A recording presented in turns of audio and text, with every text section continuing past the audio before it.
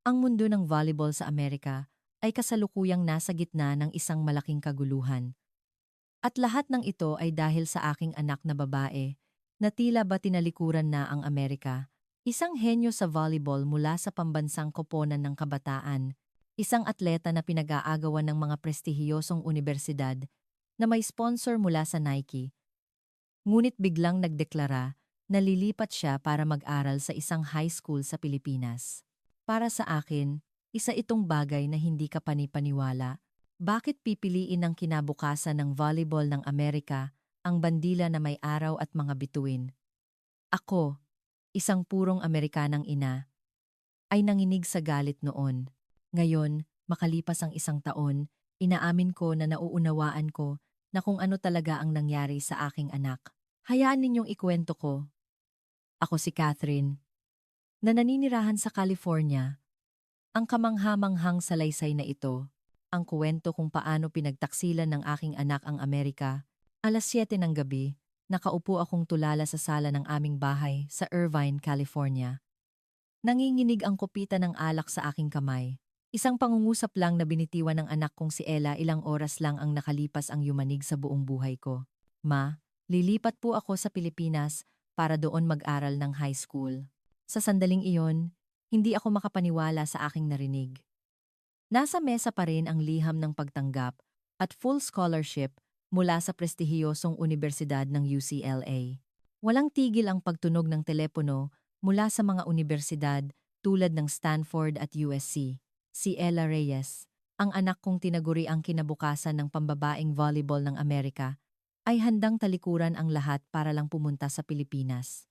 Sorry po ma, pero ito ang desisyon ko. Pakiramdam ko, ang anak na isinilang ko 17 taon, na ang nakalipas ay biglang itinanggi ang landas na tinahak niya sa loob ng 17 taon. Ako si Catherine Reyes, 50 taong gulang, isang dating manlalaro ng volleyball, at ngayon ay isang guro ng physical education sa isang high school sa Irvine. Nang gabing iyon, sa unang pagkakataon, naramdaman kong nagkabitak-bitak ang aking pagkakakilanlan bilang isang Amerikanang ina. Sa totoo lang, naramdaman kong lubos akong pinagtaksilan dahil itinapon ng aking anak ang pamanang Amerikano na labis kong ipinagmamalaki. Isang taon na ang lumipas mula nang umalis ang aking anak. Minsan, pasikreto ko pa ring sinisilip ang kanyang bakanteng silid. Sa dingding, nakasabit pa rin ang uniforme ng US Youth National Team na nababalutan na ng manipis na alikabok. Dati, ito ang karangalan ng buong pamilya.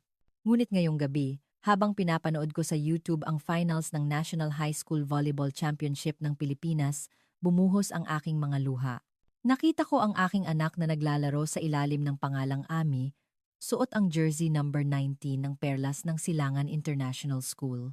Nakikipag-usap siya sa kanyang mga kasamahan sa wikang Filipino, sarap na sarap sa pagkain ng tapsilog, at nagpapasalamat sa paraang Pilipino matapos ang kanilang tagumpay. Sa kanyang anyo, nakita ko ang isang kaligayahan na hindi ko pa kailanman nasaksihan noon.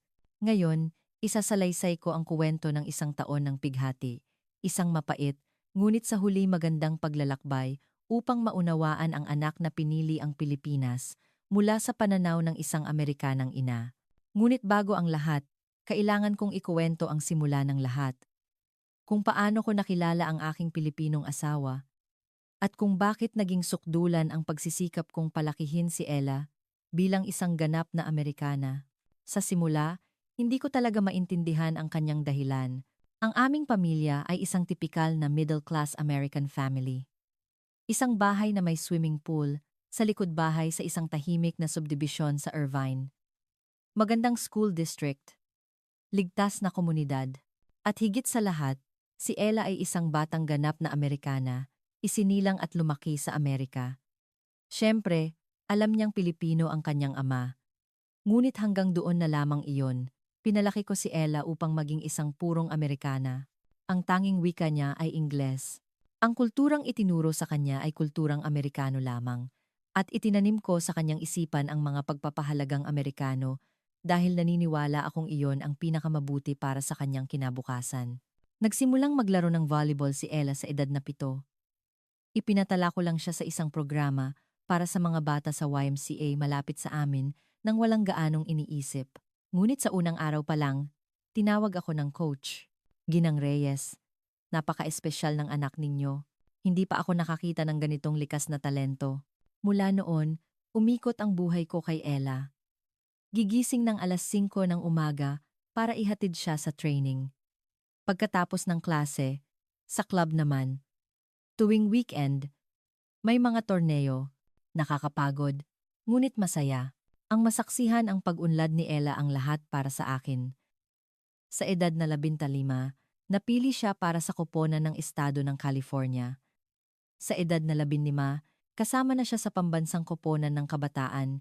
Gumawa ang ESPN ng isang espesyal na dokumentaryo tungkol sa kanya bilang isang sumisikat na bituin at dumating din ang mga kontrata ng sponsorship mula sa Nike. Lahat ay perpekto. Hanggang sa araw na iyon, lahat ay gumuho. Gusto kong maglaro ng volleyball sa Pilipinas. Noong una, akala ko'y nagbibiro lang siya. Ngunit seryosong-seryoso ang mga mata ni Ella at nakipag-ugnayan na pala siya sa isang high school sa Pilipinas. Bakit? Bakit mo ginagawa to?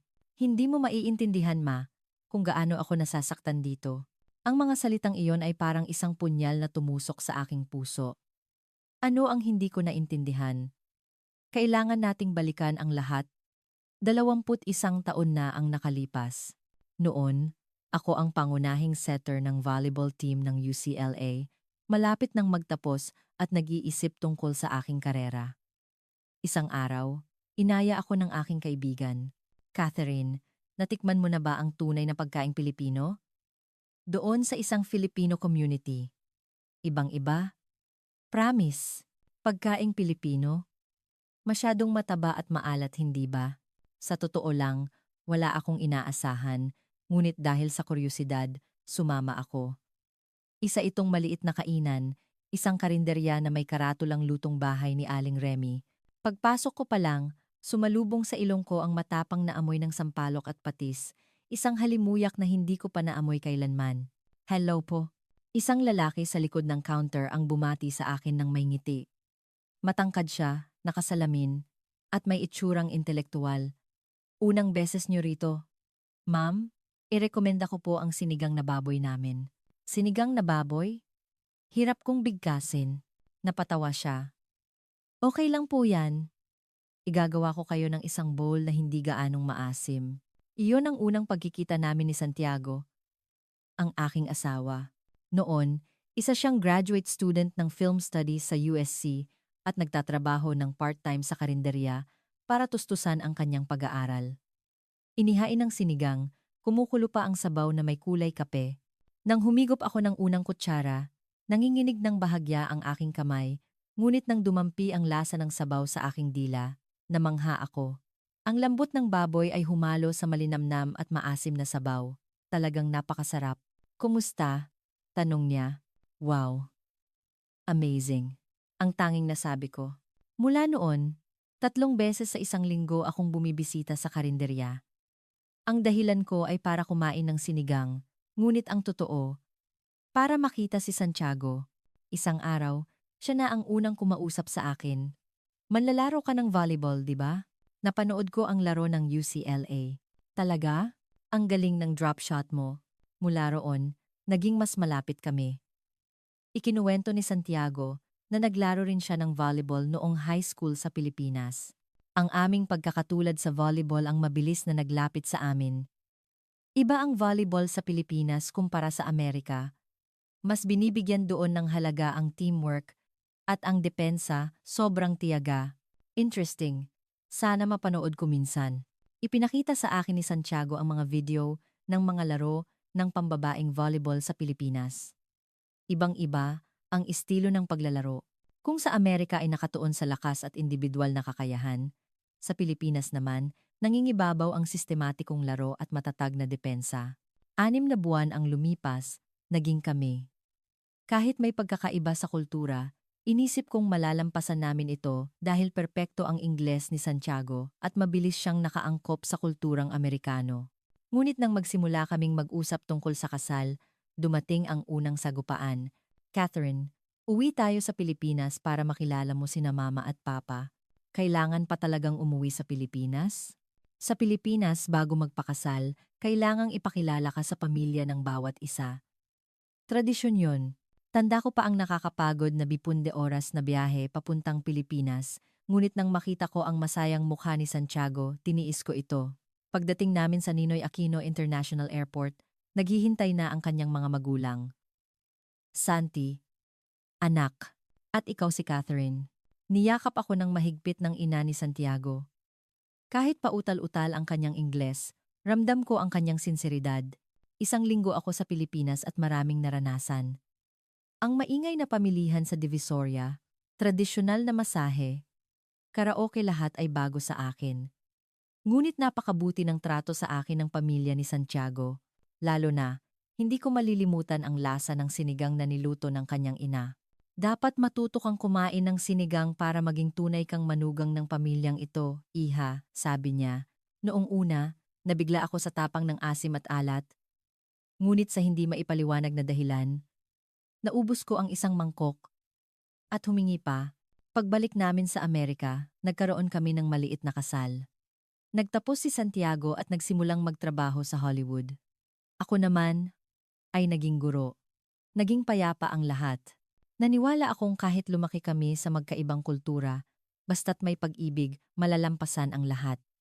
Ngunit nang malaman kong buntis ako, lumitaw ang unang pag-aalala. Anong pagkakakilanlan ang magkakaroon ang anak natin? Amerikano o Pilipino? Ngumiti si Santiago at sinabing, bakit hindi pwedeng pareho? Palalakihin natin siya bilang isang bata na may magagandang katangian mula sa parehong kultura. Ngunit hindi ako kumpiyansa. Para magtagumpay sa Amerika, kailangang maging perpektong Amerikano ang isang bata. Iyon ang nasa isip ko. Kaya, nagpasya ako. Ang aming anak ay palalakihin bilang isang purong Amerikana. Nang isilang si Ella, iginiit kong dapat Ingles lang ang kanyang pangalan, Ella Reyes. Kahit isang pangalang Pilipino man lang, nag-aalangang mungkahi ni Santiago. Umiling ako. Nasa Amerika tayo, para saan pa ang pangalang Pilipino? Hindi kailangan. Magdudulot lang yan ng kalituhan. Mukhang nalungkot si Santiago ngunit pumayag din sa huli. Huli ko nang nalaman na siya pala mismo ang nakaisip ng pangalang Ami para sa aming anak. Isang napakagandang pangalan. Lumaking maganda si Ella. Ang kanyang buhok ay hindi kulay ginto kundi light brown, may malalaking bilugang mata, at matangos na ilong. Isang tipikal na magandang mestisa. Wow, she's so exotic. She should be a model. Madalas iyon ang sinasabi ng mga tao, ngunit para sa akin, isang pasanin ang mga papuring iyon. Gusto kong palakihin ang anak ko bilang isang ordinaryong batang Amerikana, hindi isang espesyal na bata. Ipinasok ko siya sa preschool sa edad na 3. Siyempre, sa isang lugar na puro Ingles lang ang ginagamit. Pwede naman nating turuan ng Tagalog sa bahay. Advantage yon kung bilingual, suhestiyon ni Santiago, ngunit iwinaksi ko ito. Mahirap nang maging perpekto sa Ingles pa lang. Bakit pa natin siya lilituhin? Pwede namang matutunan ng Tagalog kapag malaki na. Minsan, sinusubukan ni Santiago na kausapin si Ella sa Tagalog, ngunit isang tingin ko lang, agad siyang lilipat sa Ingles. Sa edad na 5, unang nagtanong si Ella tungkol sa kanyang pagkakakilanlan. Mommy, why isn't my hair blonde like my friend Emily's? Because daddy's hair is black, sweetie. Then why doesn't daddy look like the other daddies? Natigilan ako sandali ngunit mahinahong sumagot. Everyone is different, honey. But we are all Americans. Tumango si Ella, ngunit tila hindi pa lubos na nauunawaan. Sa edad na 7, dumating ang mapagpasyang sandali. Nagbukas ng klase sa volleyball ang YMCA malapit sa amin. Mom, you played volleyball, right? I want to try. Sa unang araw na pumasok si Ella sa gym, nagningning ang kanyang mga mata nang makita ang bola. Nang ituro ng coach ang mga pangunahing galaw, agad niya itong nagaya. Wow! A prodigy. Sir, ma'am, were you athletes? Ah, I played in college. No wonder. But this isn't just genetics. This is real talent. Mula noon, nagsimula ang buhay volleyball ni Ella. Araw-araw siyang nagsasanay, linggo-linggo, kung lumaban. Mabilis ang kanyang pag-unlad. Sa edad na 10, nanalo siya ng Most Valuable Player Award sa kanilang club. Sa kanyang talumpati, sinabi niya, "Mom, Dad, I love you. I love Lola and Lolo, too." Dumalaw mula sa Pilipinas ang mga magulang ni Santiago para makita ang kanilang apo sa unang pagkakataon. "Napakagaling ng apo kong si Ami," sabi ng kanyang lola sa Tagalog. Kumunot ang noo ni Ella. "Who's Ami?" "That's you," sagot ko, at agad na binawi. "Ah, it's just your lola's nickname for you. Don't mind it." Ngunit mula noon, madalas bumubulong si Ella sa harap ng salamin. "Ami, who am I?" Kung babalikan, marahil doon na nagsimula ang lahat. Ang kalituhan ni Ella sa kanyang pagkakakilanlan. Pagdating ng middle school, mas naging komplikado ang mga bagay. "Ella, what are you? Asian or white?" Tanong ng isang kaklase sa unang araw habang nanananghalian. Sumagot si Ella na may halong pagkalito. "I'm just American." "No, I mean, what's your race?" Half and half." Nagtawanan ang ibang mga bata. Marahil hindi naman masama ang intensyon, ngunit mukhang nasaktan si Ella. Nang gabing iyon, tinanong niya ako, "Ma, what am I? Really? You're an American, Ella. That's what's most important. But at school, everyone asks where I'm from. Just tell them you're from California." "That's not what they mean. They mean where my ancestors are from." Bumuntong hininga ako. "Your dad is from the Philippines, and I was born here, but the most important thing is, you are an American." Hindi mukhang kontento si Ella, ngunit hindi na nagtanong pa. Naging malabo ang posisyon ni Ella sa eskwelahan. Sa grupo ng mga puti, tinitingnan siya bilang Asyano. Sa grupo ng mga Asyano, tinitingnan naman siya bilang puti. Mabuti na lang, sa volleyball team, kinilala siya. Ella's spike is insane. Kinilala ng kanyang mga kasamahan ang kanyang talento, at iyon ang naging sandigan niya. Ngunit may mga maliliit na insidente pa ring nangyayari. Minsan, habang kumakain sa isang restaurant na Pilipino, kinausap siya ng serbidora sa Tagalog. "Anong order nyo?" "They. I only speak English," sagot ni Ella. "Ay, sorry po. Akala ko Pilipina ka. Mestiza ka pala. Half Filipino? Kumakain ka ba ng bagoong?" "Napo." Nagpakita ng pagtataka ang serbidora. "Pilipino na hindi kumakain ng bagoong." "Pauwi?" Nagtanong si Ella. "Ma, am I weird? I'm part Filipino but I can't eat bagoong and I can't speak Tagalog." "No, you're not weird, honey. You were just raised American. But I'm not fully American either." Ang mga salitang iyon ay nagpatigil sa akin. Sa ika-8 baitang, isang malaking pagbabago ang nangyari. Ito ang district finals. Ngunit may mga kakaibang sigaw na narinig mula sa mga taga-suporta ng kalaban. "Watch out for the chink! Go back to China!" Biglang tumahimik ang buong gym. Sinaway sila ng referee. Ngunit gumuho na ang loob ni Ella. Karaniwan, nakakapagtala siya ng hindi bababa sa 30 puntos, ngunit noon ay 10 lang ang nagawa niya. Pagkatapos ng laro, humagulgol si Ella sa kotse. "Why did they say that to me? I just want to play volleyball. Because there are ignorant people in the world, sweetie. Don't mind them." How can I not mind them? Everywhere I go, I'm the weird one. Not white enough. Not Asian enough. Nang gabing iyon, seryoso kaming nag-usap ni Santiago. Ella is suffering because of her identity. Sinabi ko na sayo, dapat tinuruan din natin siya ng kulturang Pilipino. Kailangan ng balanse. Ganoon ba kahalaga yon ngayon? Oo naman. Pilipina rin si Ella para magtagumpay sa Amerika. Ano ang tagumpay kung hindi masaya ang anak mo?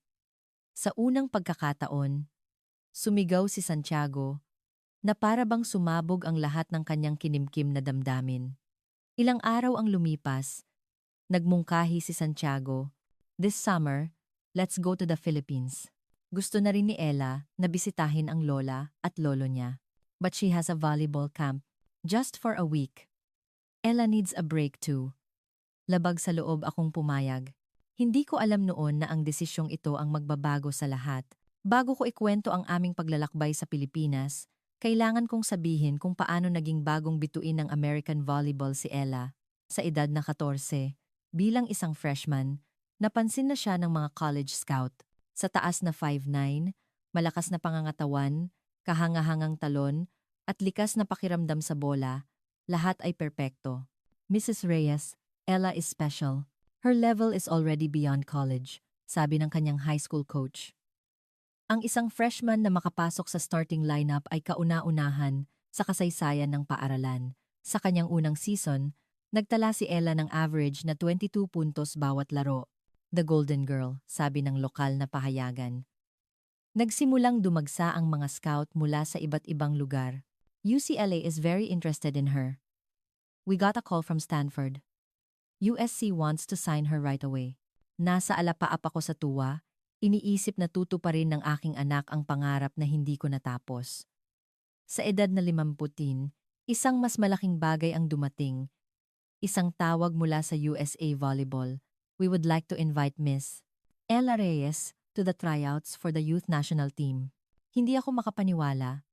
Ang kuponang ito ay karaniwang pumipili ng mga atleta na 19 o 20 sa taong gulang, ngunit si Ella ay 15 pa lang. Sa araw ng tryout, pumunta kami sa Colorado Springs. 60 pinakamahuhusay na manlalaro mula sa buong bansa ang nagtipon, ngunit sa gitna nila, si Ella pa rin ang namumukod-tangi. Who's that girl? She's incredible. Look at that attack angle. Unbelievable. Maging ang ibang mga atleta ay namangha sa talento ni Ella. Pagkatapos ng isang linggong pagsubok, inilabas ang resulta. Ella Reyes has made the team. Siya ang pinakabata sa AFR 8 na napili, at napili pa bilang pangunahing opposite spiker. Sa eroplano pa uwi, sinabi ni Ella, "Ma, this feels like a dream. I get to represent the USA. You deserve it, honey. This is just the beginning." Nooy nagniningning ang mga mata ni Ella. Tanda ko pa ang larawan niya. Na buong pagmamalaking suot ang uniforme na may bandila ng Amerika. Ang unang internasyonal na torneo ay ginanap sa Mexico. Kinakabahan si Ella, ngunit naglaro ng mahusay. Nagtala ng 18 puntos laban sa Cuba at 21 puntos laban sa Puerto Rico. Nanalo pa siya ng Best Youth Player Award. The future of USA Volleyball is very bright, komento ng ESPN. Naging isang pambansang bituin si Ella sa isang gabi. Pagbalik niya sa eskwelahan, nagbago ang lahat. Nagbubulungan ang mga tao kapag dumadaan siya sa pasilyo. There she is, the national player. I need to get her autograph. Nahihiya ngunit masaya si Ella. Sa wakas, kinilala siya bilang isang bituin sa volleyball, hindi lang isang batang may lahing Asyano. Dumating ang isang sponsorship deal mula sa Nike para sa mga batang atleta. Hindi malaki ang halaga, ngunit napakalaki ng simbolikong kahulugan. Ella Reyes is the future of women's volleyball in America, sabi ng kinatawan ng Nike sa araw ng pagpirma. Pinanood ko si Ella habang nagpo-post para sa mga litrato at tumulo ang aking mga luha. Ang aking anak na babae ay tunay nang naging kinatawan ng Amerika, ngunit ang sandali ng kaluwalhatian ay hindi nagtagal. Binago ng COVID-19 ang lahat, kinansela ang mga torneo, natigil ang pagsasanay. Nanatili si Ella sa bahay. Sa simula, okay pa. Nagkaroon kami ng oras bilang pamilya. Nagsasanay siya mag-isa sa likod bahay. Ngunit unti-unti, nagbago ang ihip ng hangin. It's all because of that China virus, sabi ng isang estudyante sa online class. Yeah, it's the Asians' fault, segunda ng isa pa. Tumigas ang mukha ni Ella sa screen. Sinaway sila ng guro, ngunit nasugatan na ang kanyang puso. Mas malalang bagay ang nagsimulang mangyari sa labas. Tumaas ang mga krimen dahil sa puot laban sa mga Asyano. Isang araw, may nangyari kay Santiago habang pauwi galing sa pamimili. Go back to your country, Ulysses. Sigaw ng isang lalaki sa kanya at itinulak siya. Mabuti na lang at hindi siya gaanong nasaktan, ngunit gumuho ang kanyang loob. Nang marinig ito ni Ella, nagtanong siya, "Dad, what did we do wrong?" "We did nothing wrong, anak." Ngunit nanatiling madilim ang mukha ni Ella. Ilang araw ang lumipas, isang mas nakakagulat na bagay ang nangyari. Nagsimulang lumitaw sa Instagram ni Ella ang mga masasamang komento. Fake American. Go back to where you came from. Representing the USA? What a joke. Malakas na ibinato ni Ella ang kanyang telepono at isinara ang pinto ng kanyang silid. Why are they saying this to me? I was born here. Nang gabing iyon, sa unang pagkakataon, sinabi niya, Ma, I want to know what the Philippines is like. Sa ikalawang taon ng pandemya, lalong lumala ang sitwasyon. Nagbukas muli ang mga paaralan, ngunit hindi na tulad ng dati ang kapaligiran. Ang mga mapanuring tingin sa likod ng mga face mask ay parang tumutusok sa balat. Wear your mask properly. Are you trying to spread the virus? May sumigaw sa kanya sa pasilyo. Nagpanggap siyang hindi narinig, ngunit nakita kong kumuyom ang kanyang mga kamao. Nagsimula muli ang pagsasanay sa volleyball, ngunit nawala na ang determinasyon na tulad ng dati. Maging sa loob ng koponan, nagsimula nang magkaroon ng maliliit na lamat. Ella, are you okay? Tanong ni Madison, ang kapitan, at matalik niyang kaibigan. Ngunit nitong mga huli, tila lumayo na sila. Yeah, I'm fine. My parents told me not to hang out too much with Asians.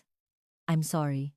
Natigilan si Ella, pakiramdam niya'y tinanggihan siya ng sarili niyang matalik na kaibigan. Hindi lang isa o dalawang beses nangyari ang ganito. Hindi na siya iniimbitahan sa mga party ng koponan. Ang mga usapan sa locker room ay madalas na tumitigil kapag pumapasok siya. Kasamahan lang sila sa court. Ngunit sa labas, isa siyang dayuhan. Isang araw, isang malaking insidente ang nangyari sa isang laro, laban sa isang kalabang paaralan. Pagpasok pa lang ni Ella sa court, umalingaw-ngaw ang mga sigaw mula sa bleachers. Wuhan! Wuhan! Wuhan! Kinailangang itigil pansamantala ang laro. Kinailangan ng principal namin na kunin ang mikropono para magbabala, ngunit nasira na ang kapaligiran. Nang araw na iyon, nilaro ni Ella ang pinakamasamang laro ng kanyang buhay. Service error, attack out. Tila gumuho na ng tuluyan ang kanyang diwa. Sa kalagitnaan ng laro, lumapit si Ella sa coach at sinabing, I can't continue. Please, take me out. Iyon ang unang pagkakataon na siya, mismo ang humiling na ilabas sa laro. Pagkatapos ng laban, pagkasakay pa lang sa kotse, humagulgol siya, Ma, I can't take it anymore. What can't you take? Representing America.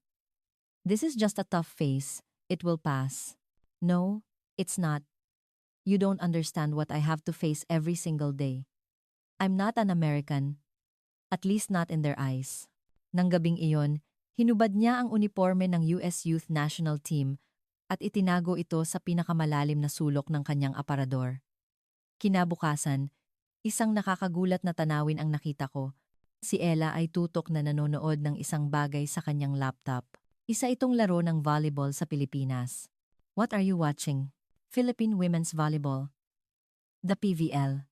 Why are you watching that? I'm just interested.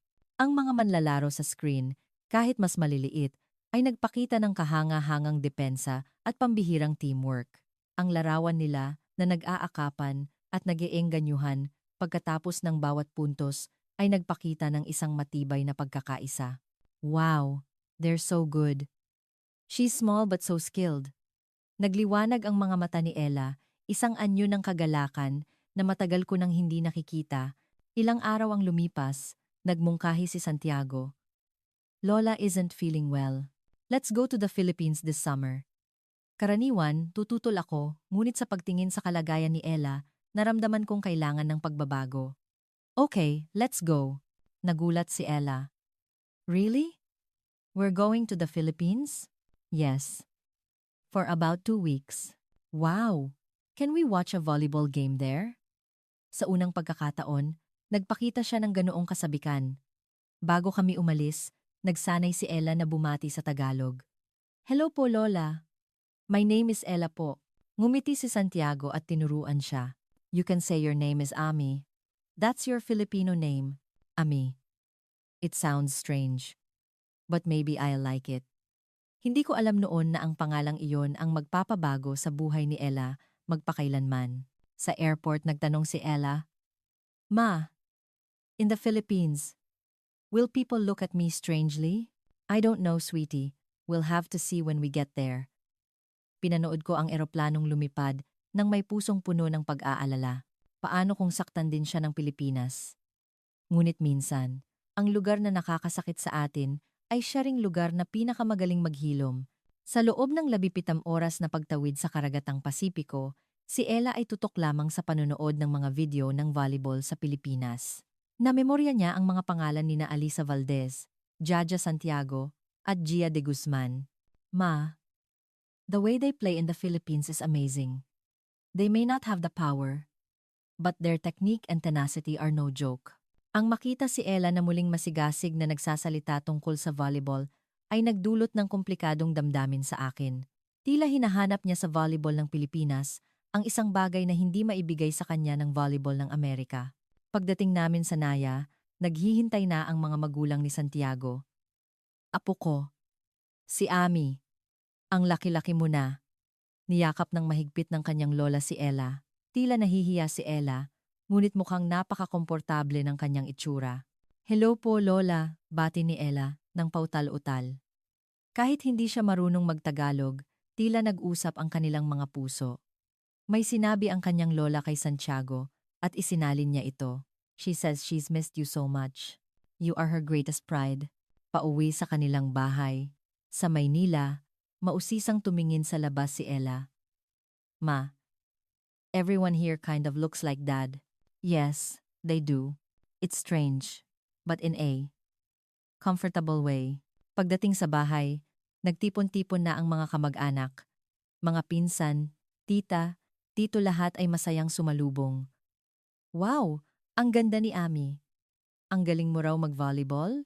Sa simula, kailangang maging tagasalin si Santiago, ngunit hindi nagtagal, naging malapit na ang lahat. Lalo na si Lina, ang pinsan niyang kaedad ni Ella, na napakaalaga sa kanya. Ate Ami, you're so good at volleyball. I used to play in middle school, sabi ni Lina sa matatas na Ingles. Really? I'm on my school's team too. Mabilis na naging magkaibigan ang dalawa. Para sa hapunan, nagluto ng sinigang ang kanyang lola. Ami, do you eat bagoong? Isinalin ni Santiago. Umiling si Ella. Not yet po. Oh, it's okay. You can try it slowly. Naghanda ng ibang mga ulam ang kanyang lola para kay Ella.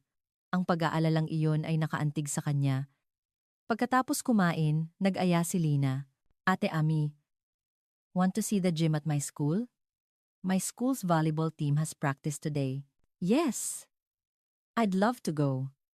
Nagningning ang mga mata ni Ella. Kinabukasan, pumunta kami sa gym ng Perlas ng Silangan International School. Kahit bakasyon, masipag na nagsasanay ang volleyball club. Wow, may player galing Amerika! Ang tangkad! Tumingin ang ibang mga manlalaro ng may pagkamangha. Lumapit sa amin ang coach. Narinig ko na miyembro ka ng US Youth Team. Isang malaking karangalan. Isinalin ito ni Lina. Thank you po, sagot ni Ella. Kung hindi ka abala, gusto mo bang sumali sa aming ensayo? Ito'y magiging isang magandang karanasan para sa aming mga manlalaro. Tumingin sa akin si Ella, ang kanyang mga matay nagmamakaawa. Is it okay, ma? Of course, honey. Have fun. Nagpalit si Ella ng damit pang ensayo na hiniram niya at tumakbo papasok sa court. Sa simula, tila alanganin siya dahil parehong iba ang wika at estilo ng laro. Ngunit nang magsimulang magliparan ang bola sa net, naging natural ang lahat. Nice one! Good job! Ang wika ng volleyball ay internasyonal. Ang nakakagulat ay ang mainit na pagtanggap ng mga manlalarong Pilipino. Kapag maganda ang laro ni Ella, lahat ay lumalapit para makipag-appear. Kapag nagkakamali, umaalingaw-ngaw ang mga salitang pampalakas loob. Okay lang yan. Bawi. Ngumiti si Ella mula sa kaibuturan ng kanyang puso. Isang ngiti na matagal ko nang hindi nakikita. Pagkatapos ng ensayo, umupo silang lahat sa sahig ng gym. Ate, ano po ang pagkakaiba ng volleyball sa Amerika at sa Pilipinas? Tanong ng isang manlalaro. Na isinalin ni Lina. Nag-isip sandali si Ella at sumagot. In the US, there's a huge focus on individual skills. But here in the Philippines, the teamwork is just incredible. So which do you like better? Actually, I've always dreamed of playing with this kind of teamwork. Natahimik ang lahat sa sinabi niyang iyon. Tumayo ang kapitan ng koponan, lumapit sa kanya, at niyakap siya. Ate, kung gusto mong bumalik dito para maglaro, palagi kang welcome. We're a team. Napaiyak si Ella. Habang pauwi sinabi niya, Ma, here, I don't have to be someone special. What do you mean? In the US, I always have to prove myself. Prove that I'm American, that I belong. But here, I feel like I'm accepted for just being me. Nang gabing iyon, nagpalitan ng Instagram si Ella at ang mga miyembro ng club. Ang mga mensahe sa pinaghalong Tagalog at Ingles ay walang tigil na lumalabas. Mabilis na lumipas ang isang linggo. Bago kami bumalik sa Amerika, naghanda ng isang maliit na despedida party ang club. Ate Ami, you have to come back. Keep in touch in the US. Okay? Humagulgol si Ella. This is the first time I've ever felt so accepted. Thank you so much, everyone. Sa kotse papuntang airport, biglang nagsalita si Ella. Ma, I want to play volleyball in the Philippines. Parang nahulog ang puso ko, ngunit seryosong-seryoso ang mga mata ni Ella para balewalain ko ito. Pagbalik sa Amerika, nagbago ng husto si Ella. Araw-araw siyang gumigising ng maaga para manood ng mga laro sa PVL. Nagsimula siyang mag-aral ng Tagalog online. Sa pader ng kanyang silid, nagsimulang lumitaw ang mga poster ng mga manlalarong Pilipino. Aren't you going to school practice? It's boring, Ma. Everyone there just sees me as competition. Iyon ang totoo. Ang high school sports sa Amerika ay isang matinding labanan para makapasok sa kolehiyo. Mas mahalaga ang individual na tagumpay kaysa sa diwa ng pagkakaisa. Setyembre, nagsimula ang bagong school year. Si Ella pa rin ang bituin ng koponan, ngunit may nagbago. Wala na ang dating determinasyon. Isang araw, isang nakakagulat na balita ang dumating. Tinanggihan ni Ella ang tawag para sa national team. Tumawag sa akin ang coach. Ella informed us she won't be joining the fall camp for the youth team. What's going on? Why did you do that? You worked so hard for it. You were the one who worked hard, Ma. I just wanted to make you happy. Ang mga salitang iyon ay tumusok sa puso ko. But this is your future. You have to get into college. They have colleges in the Philippines too, Ma. What? Nooy binuksan ni Ella ang kanyang laptop. Puno ang screen ng impormasyon tungkol sa collegiate volleyball sa Pilipinas. UP, Ateneo, La Salle, maraming malalakas na koponan. You don't know the language. What will you do? Then I learn. I've already started. Noon ko lang nalaman na gabi-gabi na pala siyang nag-aaral ng Tagalog online. Oktubre, isang mahalagang pangyayari ang naganap. Isang email mula sa Philippine National Volleyball Federation. Mula ito sa coach ng Perlas ng Silangan International School sa Maynila. We are very interested in athlete Ella Reyes. If possible, we would like to invite her to transfer to our school and play for our team. Noong una, balak kong balewalain ito. Isang napaka-imposibleng alok, ngunit nalaman ni Ella ang tungkol dito. How did you know? The coach sent me a copy too. And I want to go. No way. I'm not going to UCLA, Ma. Nang gabing iyon, nag-away kami ng malala. Sinubukan ni Santiago na mamagitan ngunit sa huli, pumanig siya kay Ella. Her happiness is the most important thing, right, Catherine? Happiness? Throwing away her future is happiness? There isn't just one path to the future. She can succeed in the Philippines. 2. Naramdaman kong pinagtaksilan ako. Maging ang sarili kong asawa ay hindi pumanig sa akin. Ilang araw ang lumipas, sinabi ni Ella ang isang mapagpasyang pangungusap. Ma, in the Philippines, I can just be a volleyball player, not an Asian American volleyball player. Hindi ako nakapagsalita. Nobyembre, nanonood si Ella ng isang high school volleyball game sa Pilipinas sa YouTube nang bigla siyang umiyak. What's wrong? Perlas ng Silangan made it to the semifinals. If only I were there. Nang makita ko siyang ganoon, nadurog ang puso ko. Alam kong sabik na siya sa Pilipinas. Disyembre, sa panahon ng Pasko, nagmungkahi si Santiago. How about we let Ella go to the Philippines for a trip? As a Christmas gift. About 2 weeks. Let her practice with perlas ng silangan. If she still doesn't change her mind after that, then we'll try to stop her. Pagkatapos ng matagal na pag-iisip, pumayag ako. Kung hindi mo mapipigilan, hayaan mong siya mismo ang makaranas at magpasya. Tuwang-tuwa si Ella. Really? I can really go? Hindi nagtagal, mag-isang lumipad si Ella, papuntang Pilipinas.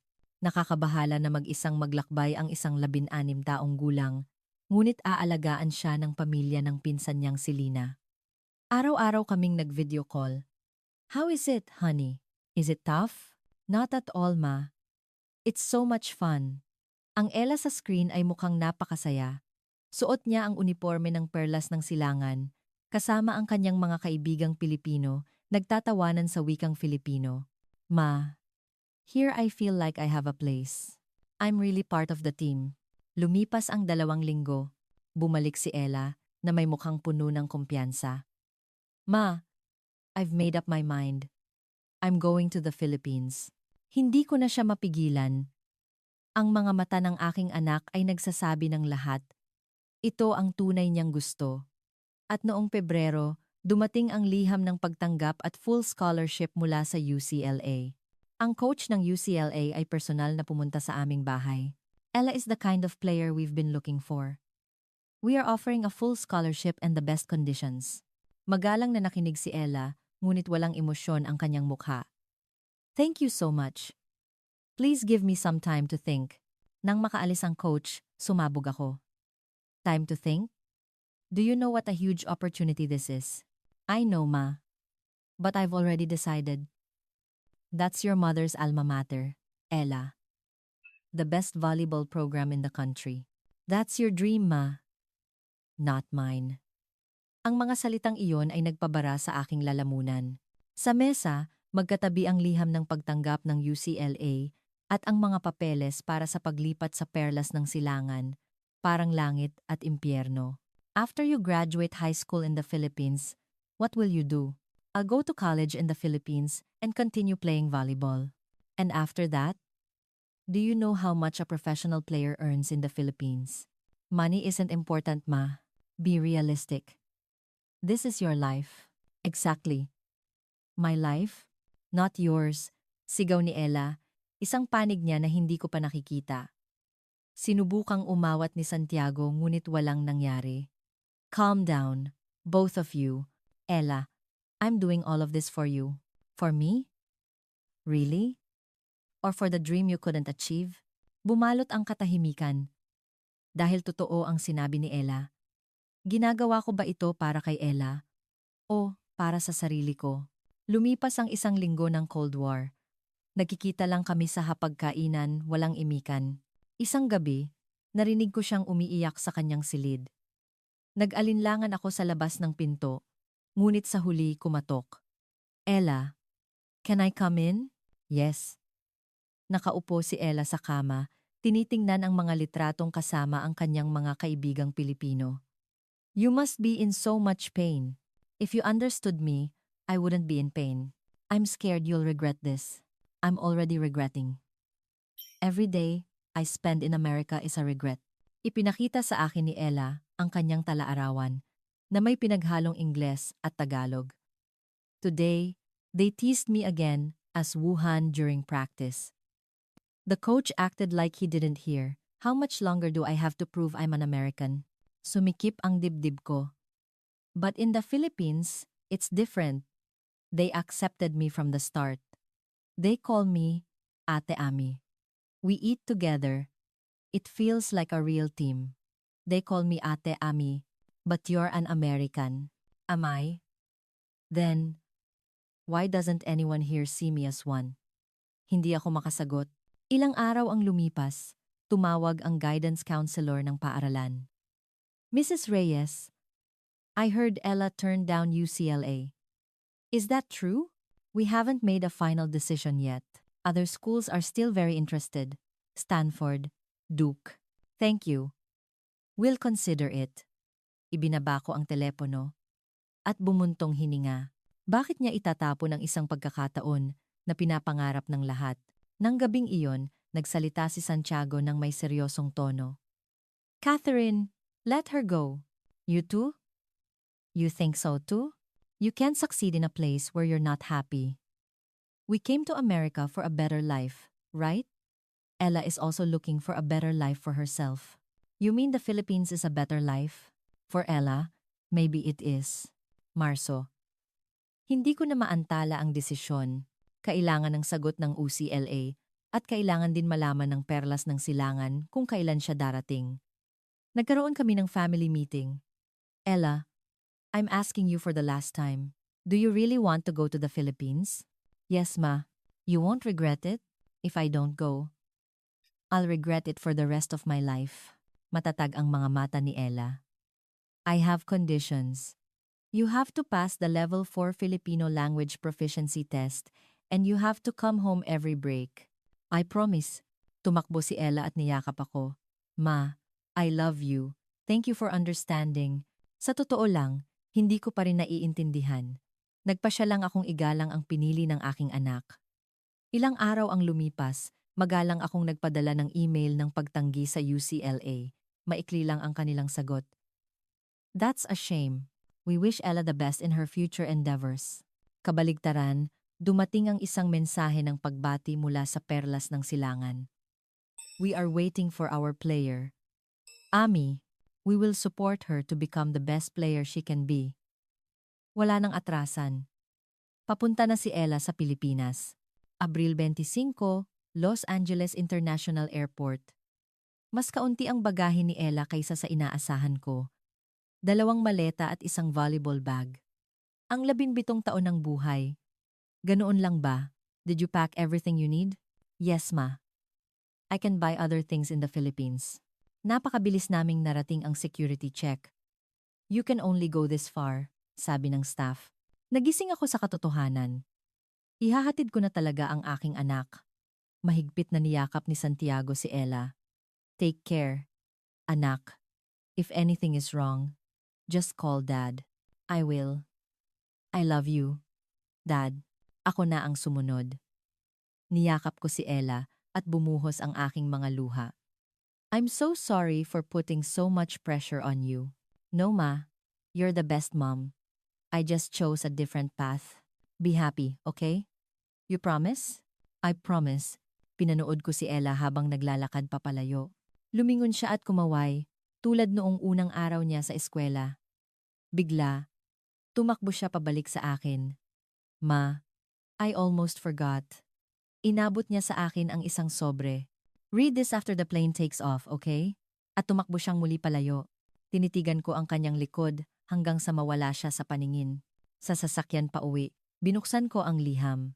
Dear Ma, salamat po sa pag-aalaga sa akin sa loob ng 17 taon. Ang desisyon kong ito ay siguradong nakapagpalungkot sa inyo. Pasensya na po talaga, ngunit ma, mas mahal ko kayo kaysa sa inaakala ninyo. Nagsimula akong mag-volleyball dahil gusto kong maging tulad ninyo. Nagsikap ako ng husto para mapasaya kayo. Ang masayang mukha ninyo noong isinuot ko ang uniforme ng Team USA, hindi ko iyon malilimutan. Sapat na iyon para maging sulit ang lahat ng pagod ko. Ngunit ma, sa Amerika, hindi ako makahinga. Araw-araw kailangan kong patunayan na kabilang ako dito, na may karapatan akong manatili dito, at pagod na po ako. Sa Pilipinas, sa unang pagkakataon, naging totoo ako sa sarili ko. Kapag tinatawag nila akong Ami, kakaiba ang tibok ng puso ko, na parabang natagpuan ko ang isang nawawalang bahagi ng aking pagkatao. Sinubukan ninyo akong palakihin bilang isang perpektong Amerikana dahil naniniwala kayong iyon ang pinakamabuti para sa akin. Naiintindihan ko po iyon. Ngunit ma, hindi ako pwedeng maging isang perpektong Amerikana dahil isa rin akong Pilipina. Kahit hindi ninyo itinuro, dumadaloy pa rin sa akin ang dugong Pilipino. Unang beses kong sinubukang kumain ng bagoong noong tinawag ako ni Lola na, Ami, apo ko. Kasama ang mga ate ko sa Pilipinas, naramdaman kong tama ang lahat. Hindi po ako taksil. Sinusubukan ko lang pong buuin ang sarili ko.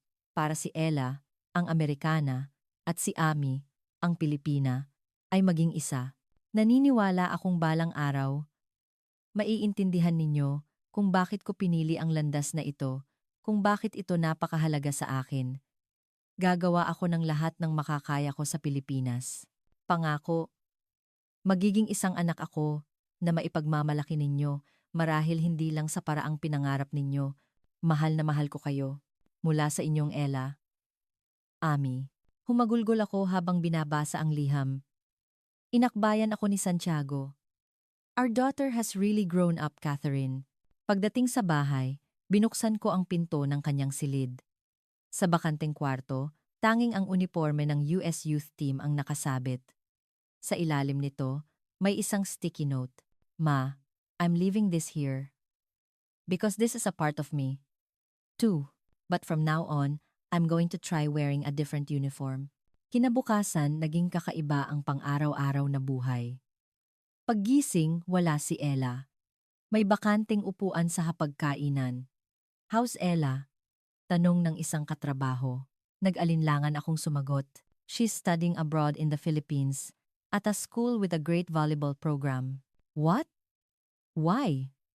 The environment here is so much better. Hindi ko alam kung ano ang isasagot. Isang linggo ang lumipas, nag-video call si Ella. Ma, I'm okay. Ang Ella sa screen ay suot ang uniforme ng perlas ng silangan. Mukha siyang isang tipikal na Pilipinang high school student. How's school? Are you getting used to it? Slowly. It's a bit hard, but my friends help me a lot. May maingay na usapan sa likod niya. Ate Ami, pakisabi hello kay tita. Sumilip ang mga kaibigan niya sa screen. Hello po, tita. Okay lang po si Ami dito. Sa gitna ng kanilang mga tawa, sumilay ang isang ngiti sa mukha ni Ella. Isang ngiti mula sa puso na bihirang-bihira kong makita sa Amerika. Pagkatapos ng tawag, halo-halo ang aking damdamin. Masaya, dahil masaya siya. Ngunit mayroon ding panghihinayang.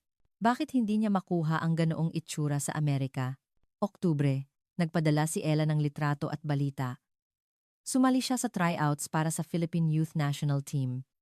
They don't care about nationality here, ma. They only look at skill.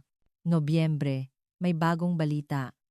Ma, I made it to the final roster for the youth team. Hindi ako makapaniwala. 3 buwan pa lang siya sa Pilipinas. Congratulations, honey. I'm so proud of you. Sa unang pagkakataon, sinabi ko iyon mula sa kaibuturan ng aking puso.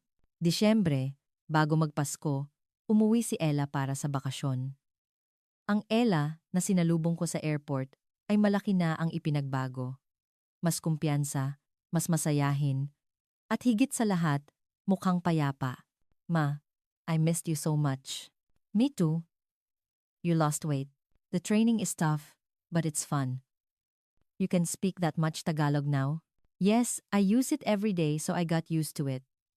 Sa hapunan, kumuha siya ng chicharon sa mangkok ng pansit at isinawsaw sa suka. Wow! You eat that now? Yeah, I kind of like it now.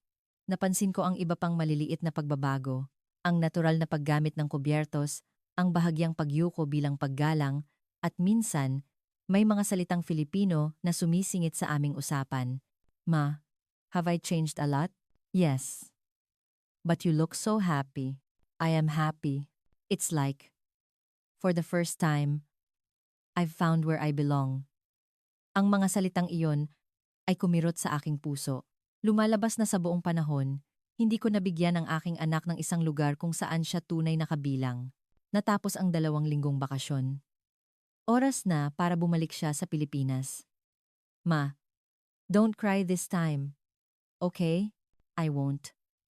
I'm used to it. Ngunit umiyak pa rin ako. Sa pagkakataong ito, iba ang mga luha. Hindi dahil sa lungkot, kundi luha ng pagmamalaki sa paglago ng aking anak. Enero. Nagsimula ang bagong taon. Unang beses na wala si Ella. Isang araw. Habang nag-i-scroll sa YouTube, nagulat ako. Lumabas si Ella sa isang video na may pamagat na high school volleyball super clash. Hindi siya isang dayuhang import, kundi isang tunay na miyembro ng perlas ng silangan. Kahanga-hanga ang komento ng sportscaster. Pinanood ko ang laro. Naging ibang-iba ng manlalaro si Ella. Dati, ang laro niya ay individual, ngunit ngayon, naglalaro siya para sa koponan. Perfect set from Ami. Lumipat siya mula sa pagiging spiker patungong setter. Mula sa isang scoring machine, naging isang playmaker. Binasa ko ang mga komento. Ang galing ni Ami. Hindi mukhang dayuhan, Pinoy na Pinoy ang laro. Championship na ang perlas ng silangan ngayong taon. Nakaramdam ako ng pagmamalaki. Ngunit may kaunting pait. Sa Amerika, isa siyang Asian American athlete. Ngunit sa Pilipinas, isa lang siyang manlalaro si Ami. Pebrero, isang nakakagulat na balita ang dumating. Ma, I was chosen for the official lineup of the Philippine Youth National Team. Really? That's amazing. This April, there's the Asian Youth Championship in Cebu. Congratulations, honey. I'm really proud. Sa pagkakataong ito, 100% mula sa puso.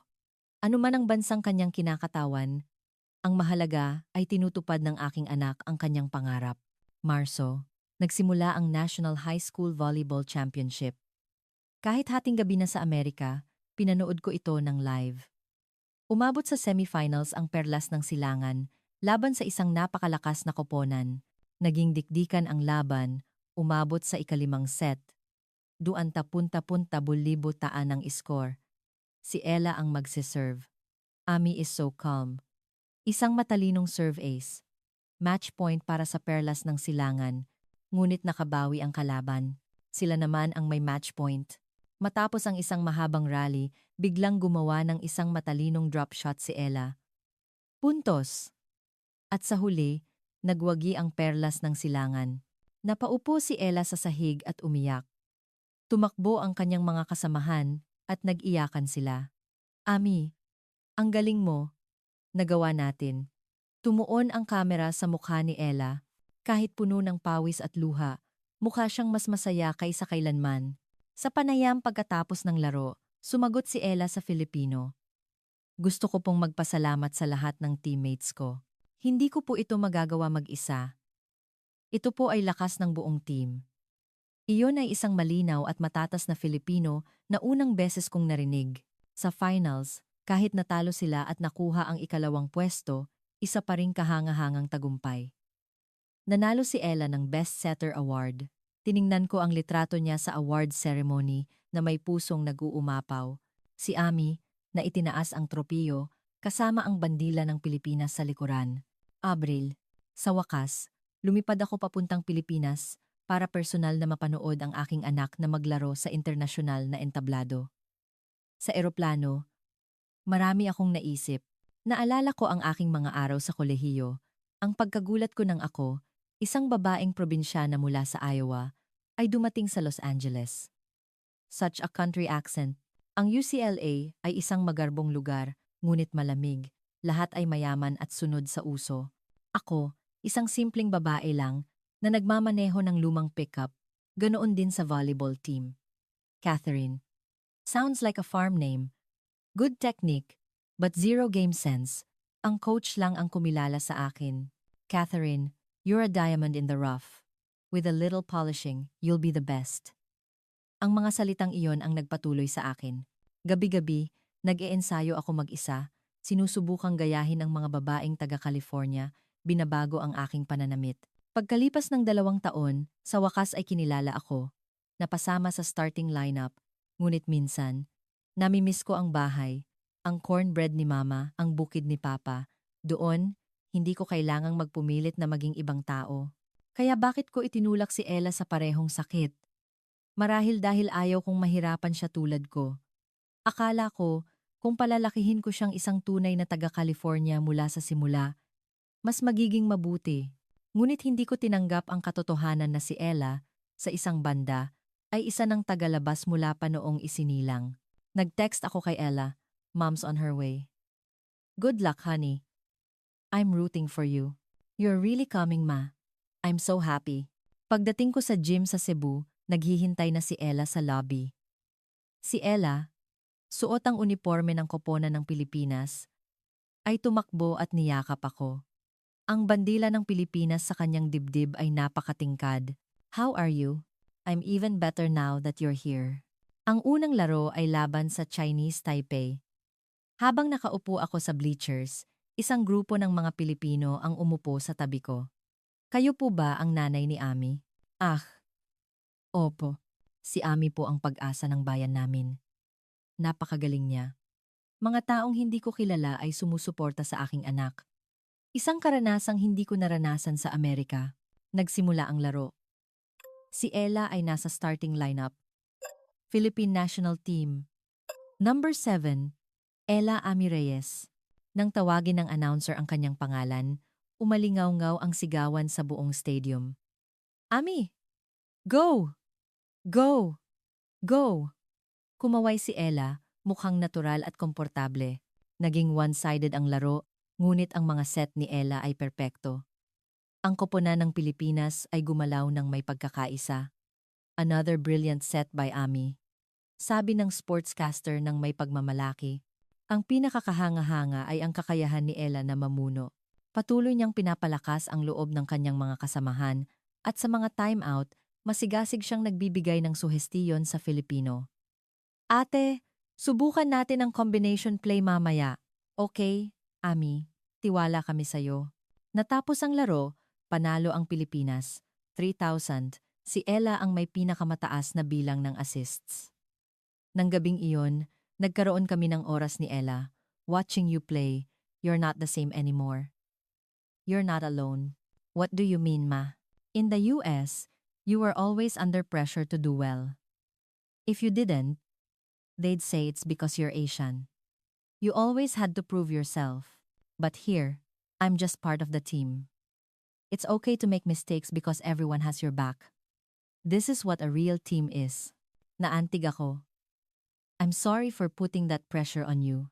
It's not your fault, ma. You were taught the same way, weren't you? That to succeed in America, you have to be perfect. Iyon ang totoo, dahil ganoon ako namuhay. But ma, I found a place where I don't have to be perfect. A place that accepts me for who I am. Nang gabing iyon, hindi ako makatulog. Napagtanto kong napakakitid pala ng aking pananaw sa mundo, na nagtakda ako ng iisang pamantayan ng tagumpay at ipinataw ito sa aking anak. Ngunit natagpuan ni Ella ang sarili niyang landas. Sa semifinals laban sa China, isang napakalakas na kalaban, lumaban ng buong tapang ang Pilipinas ngunit natalo matapos ang 5 set. Ngunit ibinigay ni Ella ang lahat. Sa laban para sa ikatlong pwesto, nanalo ang Pilipinas at nakuha ang tansong medalya. Inakbayan ni Ella ang kanyang mga kasamahan at umiyak. Salamat, mga ate. Mahal ko kayo. Sa seremonya ng parangal, itinaas ang bandila ng Pilipinas. Tumayo ng tuwid si Ella. Nakikinig sa pambansang awit. Kahit hindi pa perpekto ang kanyang pagkanta, ipinakita niya ang taos-pusong paggalang. Sa sandaling iyon, napagtanto ko, hindi taksil si Ella. Siya ay isang matapang na tagapanguna na natagpuan ang kanyang pagkakakilanlan sa pagitan ng dalawang kultura. Pagbalik ko mula sa Pilipinas, maraming nagbago. Una, nagsimula akong mag-aral ng Tagalog. What are you doing? Gulat na tanong ni Santiago. Learning Filipino. If I want to talk to my daughter, I have to learn. Nagulat at natuwa si Santiago. You've finally opened up. Yeah, maybe a little too late. It's not too late. Ella will be so happy. Mayo, naganap ang finals ng National High School Volleyball Championship. Sa unang pagkakataon sa loob ng 3 taon, nakapasok sa finals ang Perlas ng Silangan. Sa pagkakataong ito, lumipad kami ni Santiago papuntang Pilipinas. Nag-aapoy ang gym. Isang sulok ng bleachers ay puno ng mga taga-suporta ng Perlas ng Silangan. Ami! Ami! Ami! Sa tuwing naririnig ko ang sigaw na iyon, nag-uumapaw ang aking damdamin. Ang kalaban ay ang reigning champion. Mas mahina ang tingin sa Perlas ng Silangan, ngunit mayroon silang pagkakaisa na si Ella ang sentro. Sa isang set, habang lamang ng 18,017, nasaktan ang daliri ni Ella habang nagbablock. Bumalik siya sa bench na magaang daliri. Okay ka lang? Tanong ng medic. Opo. Binalutan niya ito ng tape at bumalik sa court. Alam kong masakit sa tuwing nagseset siya, ngunit hindi nagbago ang kanyang ekspresyon. Do saben tu santo. Match point. Nagpanggap si Ella na magsiset ngunit biglang gumawa ng drop shot.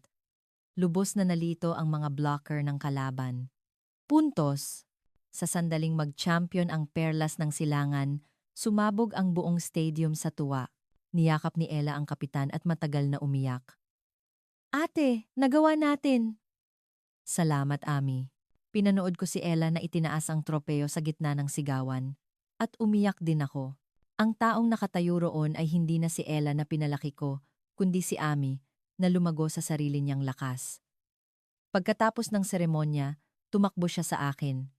Ma, did you see? We're champions. I saw, sweetie. I'm so proud. Ma! Biglang naiyak si Ella.